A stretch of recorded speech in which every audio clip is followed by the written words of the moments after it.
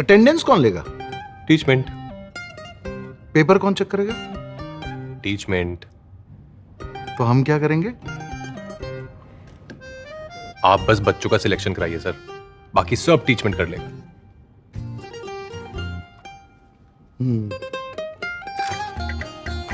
चाहे जैसी भी जरूरत हो, टीचमेंट पे टीचिंग आसान है। आज ही डाउनलोड करें टीचमेंट, इंडिया का number 1 teaching app. Hello friends, स्वागत है आपका डीएनयू के टीच में। तो फ्रेंड्स, आपके लिए जो आपका राजनीति का पेपर है, ठीक है, तो पॉलिटिकल का वही आपको मैं बताने जा रहा हूँ इसका सोल्यूशन, ठीक है। तो फ्रेंड, इस वीडियो में हम प्रश्न नंबर 21 से सोल्यूशन देखेंगे। इससे पहले मैं आपको प्रश्न नंबर 1 से प्रश्न नंबर 20 तक अच्छी तरीके से, ठीक है, अच्छी तरीके से मैं आपको सोल्यूशन बता चुका हूँ इससे पहले वाली वीडियो में, ठीक है। तो आपने उस वीडियो को नहीं देखा है तो मैं उसकी लिंक आपको वीडियो डिस्क्रिप्शन में दे दूंगा, आप वहाँ से उस वीडियो को देख सकते हैं। लेकिन फ्रेंड्स, मैंने आपको इसमें भी आपको बता दिए थी इन सही क्वेश्चंस, लेकिन मैंने आपको स्क्रीनशॉट दिलवाया था। हो सके तो आपको स्क्रीनशॉट साफ ना आया हो, इसलिए मैं आपको ये वीडियो बना रहा हूँ, ठीक है। प्रश्न नंबर 21 से आप इसका सोल्यूशन देख सकते हैं, बिल्कुल हम क्लियर तरीके से देखेंगे। तो फ्रेंड्स, विश्व शांति पर झुकाव, ये आपके प्रश्न नंबर 21 से उत्तर है। तो इस हमारा फर्स्ट पॉइंट है, विश्व शांति की स्थापना हेतु ठोस अंतर्राष्ट्रीय कानूनों का निर्माण किया जाना चाहिए।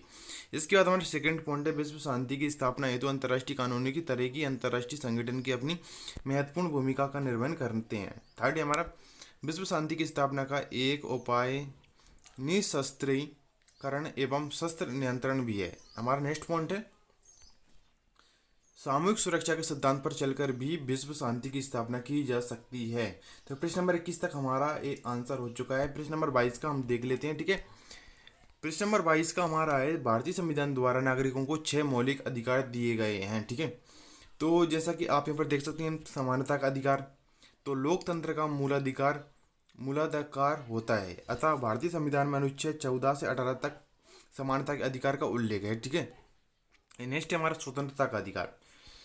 चूंकि देश के संविधान का उद्देश्य विचार, अभिव्यक्ति, विश्वास, धर्म तथा उपासना की आज़ादी सुनिश्चित करना है, अतः संविधान में अनुच्छेद 19 से 22 तक इन अधिकारों पर विस्तार पूर्वक प्रकाश डाला गया है।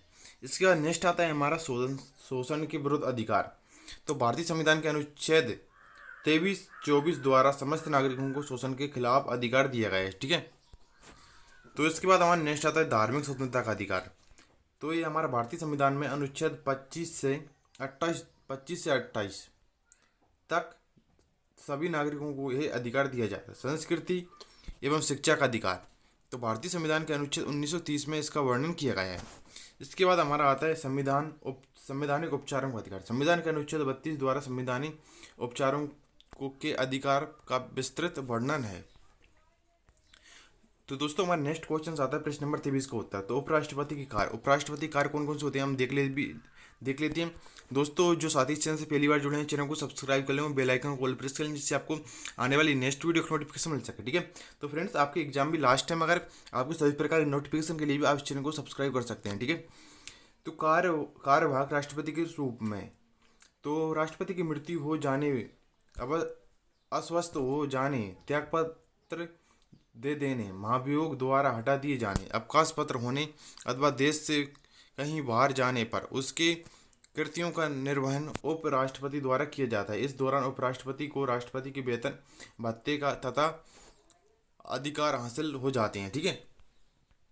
राज्यसभा के सभापति के रूप में, तो उपराष्ट्रपति राज्यसभा का पदेन सभापति होता है। सभापति होने की वजह से वह सदन में अनुशासन एवं व्यवस्था बनाने का महत्वपूर्ण कार्य करता है। सदन की समस्त कार्रवाई उसी के द्वारा निश्चित की जाती है। वह सदन में सदस्यों को भाषण देने तथा प्रश्न पूछने की अनुमति देता है। वह विधेयकों एवं प्रस्तावों को मतदान कराकर उसके परिणाम की घोषणा करता है। प्रश्न नंबर 24 का हम उत्तर देख लेते हैं बिल्कुल जल्दी से। प्रश्न नंबर 24 का आपका उत्तर है, उच्चतम न्यायालय का क्षेत्राधिकार। तो प्रारंभिक क्षेत्राधिकार, उच्चतम न्यायालय में प्रारंभिक रूप में निम्न विवादों की सुनवाई की जाती है। नेक्स्ट हमारा संघीय सरकार तथा एक अथवा एक से अधिक राज्यों के बीच विवाद। नेक्स्ट पॉइंट है, 2 या 2 से अधिक राज्यों के मध्य विवाद। अब हमारा अपीली क्षेत्राधिकार, इसमें निम्न अपीलों की सुनवाई की जाती है, संवैधानिक अपीलें और दीवानी अपीलें, ठीक है। इसके बाद अब आता है फौजदारी अपीलें। पर हमारा नेक्स्ट पॉइंट क्या है, परामर्श दायित्व क्षेत्राधिकार। यदि किसी समय राष्ट्रपति को लगे कि किसी विधि अथवा तथ्य का कोई ऐसा प्रश्न पैदा हुआ है जो सार्वजनिक महत्व का है तो वह उच्चतम न्यायालय से परामर्श हो ले सकता है। इसके बाद हमारा नेक्स्ट आता है प्रश्न नंबर 25 का उत्तर। तो सामाजिक न्याय का महत्व है तो समाज का असमानता से ग्रस्त होना। तो नेक्स्ट इसमें ही हमारा इसमें पॉइंट में लिखते हैं दुर्भाग्यवश सहयोग पर आधारित होने के बावजूद समाज असमानता से ग्रसित रहा है। सामाजिक असमानता की वजह से सामाजिक न्याय का उदय हुआ है। ठीक है, इसके बाद आता है सामाजिक विकास हेतु जरूरी। तो इससे हमारा पॉइंट है किसी भी समाज के सर्वांगीण विकास हेतु सामाजिक न्याय महत्वपूर्ण है। इसके बाद नेक्स्ट पॉइंट है हमारा लोक कल्याणकारी राज्य के आदर्शों के अनुकूल। लोक कल्याणकारी राज्य न सिर्फ समाज के समस्त वर्गों के कल्याण का प्रबल हिमायती है बल्कि सामाजिक पिछड़े वर्गों को विशेष प्रावधान भी करना है। आता है विषमता के अंत हेतु जरूरी। ठीक है,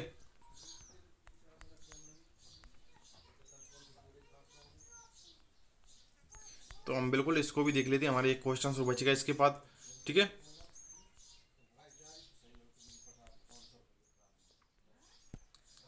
समाज में व्याप्त विषमता का अंत करने हेतु सामाजिक न्याय एवं कारगर उपाय अर्थात सामाजिक न्याय का प्राण तत्व समानता है।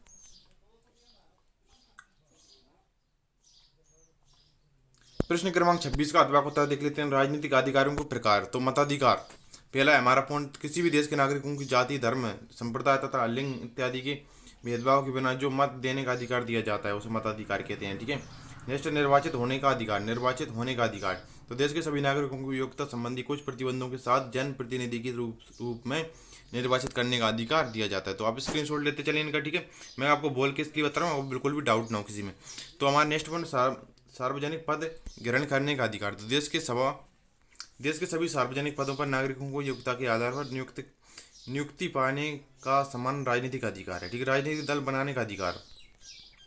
किसी भी नागरिक को अलग राजनीतिक दल बनाने का अधिकार भी राजनीतिक अधिकारों का ही एक प्रकार है।